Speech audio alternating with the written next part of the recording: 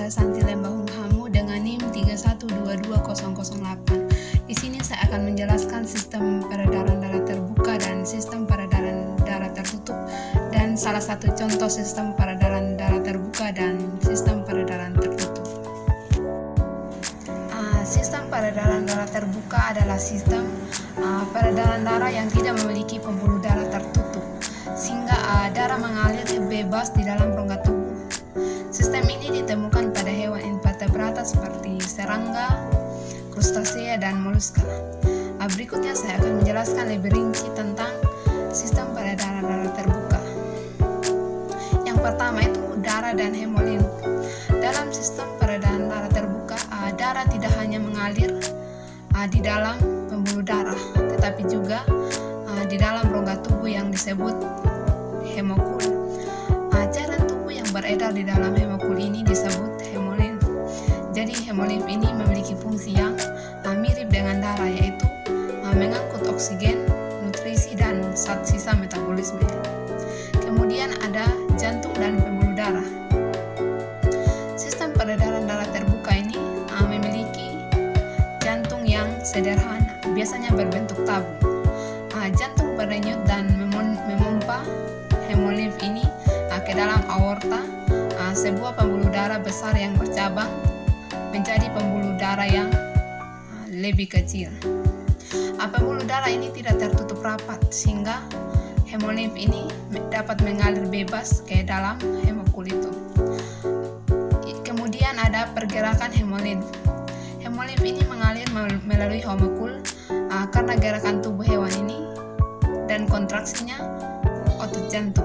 Hemolimf kemudian kembali ke jantung melalui lubang kecil yang disebut ostium. Ostium ini memiliki katup yang mencegah hemolimf mengalir kembali ke hemokul saat jantung berkontraksi. Kemudian ada juga kelebihan dan kekurangan sistem peredaran darah terbuka. Yang pertama ada kelebihan.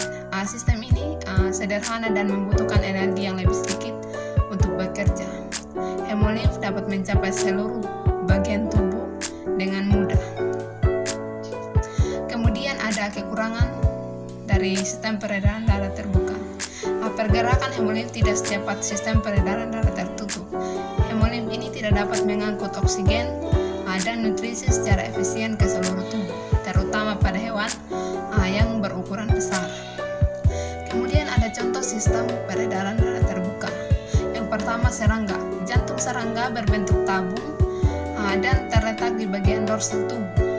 Jadi hemolimf ini mengalir melalui hemokul dan kembali ke jantung melalui ostium. Kemudian ada krustasea. Jantung krustasea terletak di bagian dorsal tubuh dan memiliki beberapa ruang. Hemolimf ini mengalir melalui hemokul dan kembali ke jantung melalui ostium. Kemudian ada moluska. Jantung moluska memiliki beberapa ruang dan terletak di dalam rongga tubuh. Hemolimf mengalir melalui hemokul dan kembali ke jantung melalui ostium.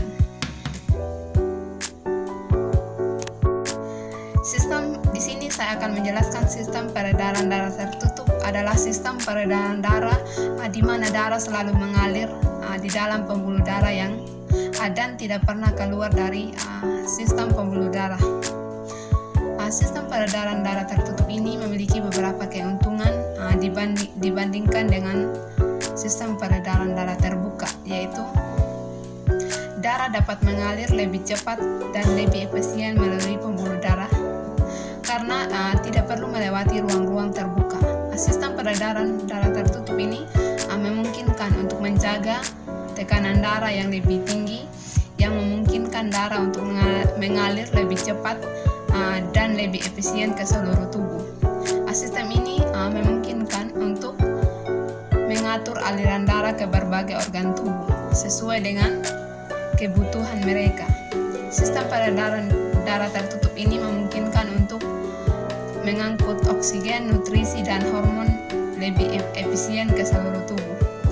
Kemudian sistem peredaran darah tertutup ini ditemukan pada vertebrata seperti manusia, mamalia, reptil, amfibi, dan ikan.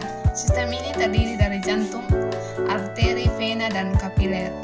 jantung memompa darah melalui arteri yang membawa darah yang kaya akan oksigen ke seluruh tubuh. Kemudian vena membawa darah yang miskin oksigen kembali ke jantung untuk dioksigenasi kembali.